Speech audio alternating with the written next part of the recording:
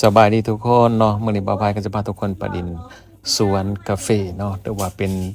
แหล่งท่องเที่ยวรีสอร์ทเนาะทุกคนเนาะอยู่อ่าเมืองปากซองเนี่ยแขวงจำปาสักเนาะทุกคนเนาะ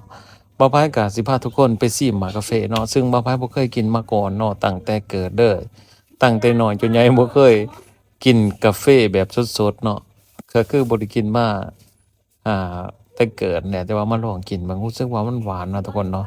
แล้วก็ เวลาเราแกะเปลือกมันออกแล้วมันจะสิมันๆเนาะทุกคนเนาะคือบ่ไผกินไปประมาณห้าหน่วยเนาะรู้สึกวินๆหัวเนาะทุกคนเนาะซึ่งกาแฟสดๆที่บ่ไผสิเหมือนกับรสชาติมันหวานแล้วก็รู้สึกว่ามันเนาะ